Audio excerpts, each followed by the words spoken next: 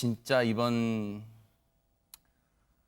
사건은요, 마음이 너무너무 지금 분노도 치밀어서 정말 어떻게 말을 할 수가 없어요. 지금 제목만 봐도요, 간절함, 정말 애원, 이런 게 묻어나는 제목이잖아요. 김유진 아나운서. 네, 저 목소리 성추행 피해를 입고도 어디서도 도움을 받지 못하고 결국 극단적인 선택을 한 공군 이중사의 목소리입니다.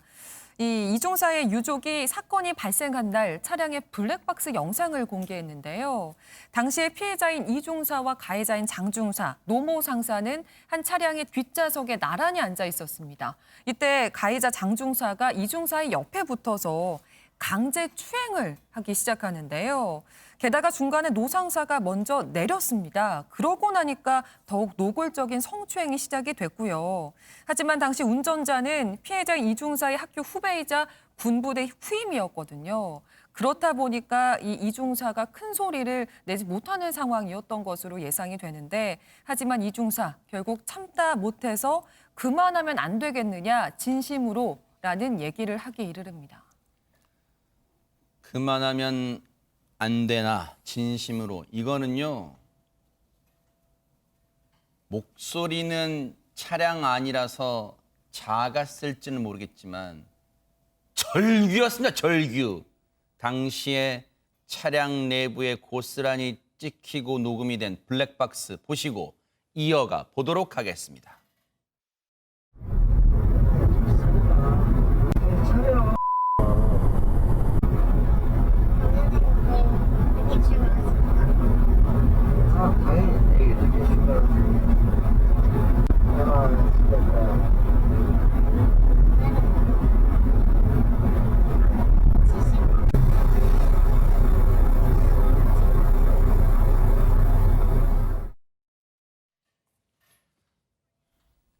지금 저 블랙박스의 상황은요, 물론 차량 소리와 함께 있다 보니까 기계음 속에 섞여 있습니다만 곧 이 선명하게 들립니다.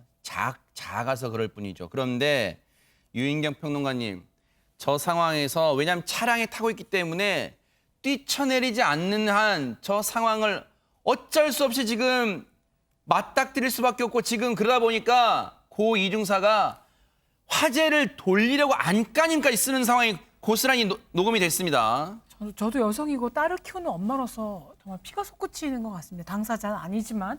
근데 생각해보세요. 타인도 아니고 낯선 사람도 아니고 매일매일 얼굴을 봐야 되는 직장 상사입니다. 그 직장이 위계질서, 상명하복의 극치인 군부대란 조직입니다. 앞에는 후배가 운전하고 있어요. 둘만 있는 것도 아니었어요. 그 상황에서 그만하면 안 되는, 아까 거의 말씀 절규였습니다. 그리고 그 상사가 계속 업무 평가도 할 거고 매일 얼굴 봐야 된다 그러면 아마도 호소할 것도 없다는 생각에 괴물의 재단에 바쳐진 희생양이라는 느낌을 지우기가 어려웠을 것 같습니다. 얼마나 막막했을까? 얼마나 정말 공포스러웠을까? 그 심정이 정말 이제 그만하시면 안 될까요? 진심으로란 말이 정말 절규의 소리였는데, 아 죽겠다라고 얘기를 하시는 저분의 속내는 무엇이었는지 저 정말 분도 아니죠? 네. 저 분입니까? 저 누구예요? 장중사? 너무 막막하고 이런- 너무 답답합니다. 이 사람입니까? 사람이에요? 어떻게 사람의 탈을 쓰고 이런 짓을 할 수가 있어요? 오죽하면요, 그만 만지면 안 돼라고 절규하면서 구체적인 행동을 말하잖아요. 그만 만지면 안 되냐고요 라고 말하잖아요, 손정희 변호사님. 근데 저 상황에서도 이 장중사란 인간의 이 더러운 행동은 계속됐다면서요. 네, 그래도 성추행이 이어지자 이 피해자 이중사는 내일 얼굴 봐야 하지 않겠습니까?까지 어찌됐든 본인 입장에서 최대한 이야기할 수 있는 거부와 저항의 의사표시를 했음에도 불구하고 멈추지 않았다는 거고요. 차량이 부대 입구를 통과하자 그때야 이제 추행을 멈췄다고 하고, 이중사가 도중에 내려서 간사로 걸어가면서 성추행 사실을 선임 부사관에게 보고했다라고 합니다. 관련해서요, 당시의 영상도 보고 이어가 보도록 하겠습니다.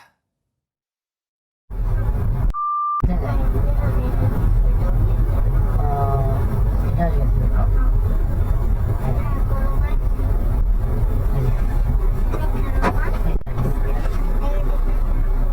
조심하십시오.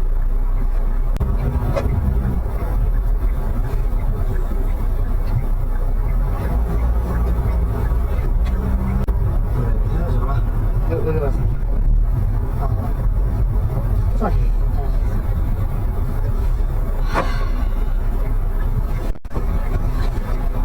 그렇죠.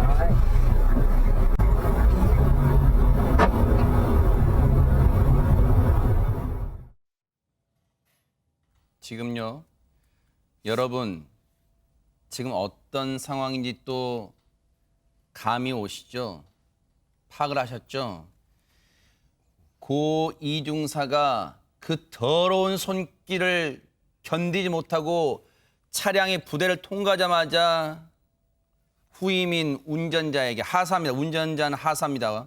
학교 후배예요. 고 이중사에. 나 여기 내려줘. 걸어갈래 숙소까지. 그래서 괜찮냐고 묻고 내려줍니다. 그런데 얼마 가지 않아 이 더러운 장중사 따라 내리는 거 보셨죠? 홍종선 기자님 따라가서 그 다음 상황 어떻게 됐습니까? 아니, 저도 이중사 마음에서 생각을 해봤습니다. 사실 정말 이 말 한마디 한마디가요.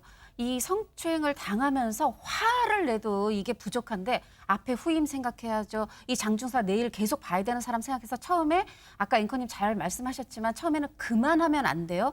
좀 애매하게 얘기했다. 그다음에 그만 만지면 안 돼요. 그다음엔 얼굴을 얘기해요. 내일 얼굴 봐야 되지 않습니까? 정말 어떻게 해서든 말리려는 그 저항의 의지가 있는데 그걸 뿌리치고 여하튼 부대 안을 통과했고 그래서 이제 더 한시도 내리기 싫으니까 후임이 걱정하는데도 내려서 지금 관사적으로 걸어가려고 한 거잖아요. 그런데 이 장중사도 내려서 따라온 겁니다. 이 이중사 관사적으로 이 걸음의 방향을 한 거예요. 지금 이 이중사 입장에서 생각해 보세요. 겨우 그나마 이 선악에서 벗어났나 했는데 내가 가는 곳으로 따라와요. 정말 이거 어디까지 가서 무슨 짓을 하려나 얼마나 공포스럽겠습니까? 그래서 깜짝 놀라서 부모님 얘기입니다. 어머님 얘기가 깜짝 놀라서 뒷걸음질 치면서 돌아가라, 돌아가라, 그만 됐다. 막 이렇게 했는데 오히려 장중사 되려 뭐 신고할 테면 신고해봐. 네. 이렇게 얘기를 했다는 겁니다. 이 신고할 테면 신고해봐. 이거는 너 신고해봤자 누구도 네 말 안 들어줘. 이런 얘기거나 아니면 너 신고해봤자 아무 소용없으니까 신고하지 말란 뜻이 될 수 있어요. 이런 협박과 회유, 바로 2차 가해입니다. 앞서 장중사란 인간이 뒤따라 내린 이후의 상황은 앞서 홍종선 기자님 말씀처럼 고 이중사의 아버님께서 이후 상황을 추가로 언론에 설명해 주시는 거예요. 따라오니까 뒷걸음치면서 오지 마라 하니까 신고할 테면 신고해봐.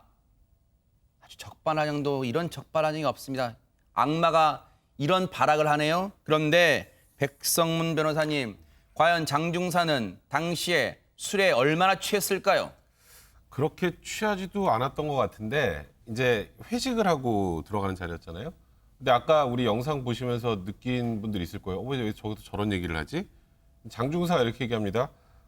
이중사가 많이 취한 것처럼 앞에 후임 부사관이 운전하고 있잖아요. 그러니까 정신 좀 차려봐, 정신 차려. 그러니까 마치 술에 취해서 몸을 못 가누는 것처럼. 그럼 앞에서 운전하는 후임병 입장에서는 뒤에서 성추행 있는 걸 모를 수 있죠. 어차피 이중사가 여기에서 막 심하게 저항하거나 하기 힘든 상황이라고 생각하니까 이제 그런 식으로 본인의 이 성추행 사실을 앞에 운전병에게도 숨기려고 했었던 거고요. 그리고 이 처음에 영상 시작할 때 보면 저 둘만 탔던 게 아니라 선임인 노모 상사가 한 명 더 타 있었습니다. 근데 노모 상사가 내리면서 이렇게 얘기를 해요. 한 명은 앞에 타. 이제 그렇게 얘기를 하는데 안 타도 돼라고 반말로 얘기를 하면서 그냥 갔다고 해요. 그러니까 네. 뒷자리에 둘이 앉아야 본인이 성추행을 할 수 있었던 거 아니겠습니까? 그러니까 처음부터 이제 성추행을 하려는 걸 완벽하게 계획을 했다는 것도 단적으로 알 수 있는 거고, 여기서 내가 운전병에 안 걸리면 어떻게 해야 될지까지 미리 준비를 했다는 겁니다. 정말 어처구니가 없습니다. 고 이중사가 당시에 취해 있는 것처럼 앞서 얘기 들으셨죠? 야, 정신 차려봐, 정신 차려봐. 마치 취한 후임을 도와주려는 자신을 포장한 장중사, 이 악마 같은 인간입니다. 그런데 블랙박스 영상을 고 이중사가 생전에 직접 제출을 했는데 이게 무시당했다는 얘기가 있던데 이게 대체 무슨 말입니까, 김유진 아나운서? 네, 이중사는 해당 블랙박스 영상을 직접 확보해서 군 경찰에 제출을 했습니다. 하지만 군사 경찰에서는 이를 사실상 누락했다고 하는데요. 이렇게 정말 중요하고 결정적인 증거인 블랙박스 영상 제대로 확인하지 않았고 게다가 가해자 장중사를 불구속 수사하는 등 군사 경찰의 초동 수사가 상당히 부실했다 이런 의혹과 지적이 잇따랐습니다. 그러자 초동 수사의 책임자였던 군사 경찰 대대장 그제 형사 입건되기도 했습니다. 관련해서요, 고 이중사 아버님 얘기 들어보시고 이어가 보도록 하겠습니다. 3월 2일 날 10시 넘어서 11시 사이에 울면서 우리 아이가 정문 통과해가지고 그 차량에서 박차고 내립니다. 내려가지고 올라가면서 울면서 자기 바로 위에 선임한테 전화를 합니다.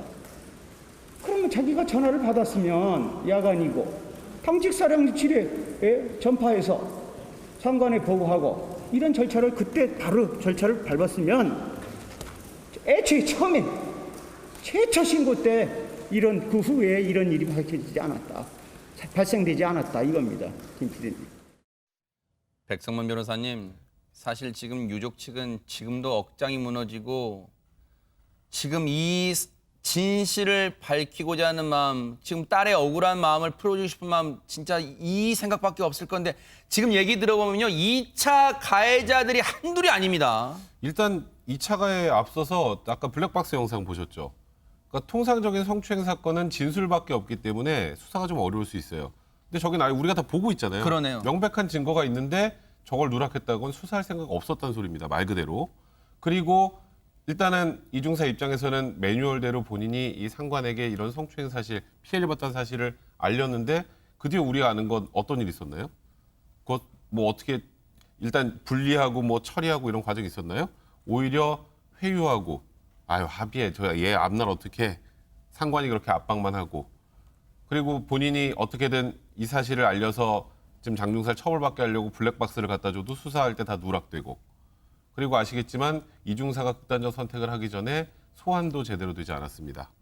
그러니까 처음부터 수사를 할 생각도 없었고 묻으려고 했었고 그 이후에 이중사는 어떤 식으로든지 이걸 알려서 본인도 지금 이 상황을 어떻게든 정리를 해야 될 거 아니에요? 그런데 아무것도 해결이 되지 않았던 거죠.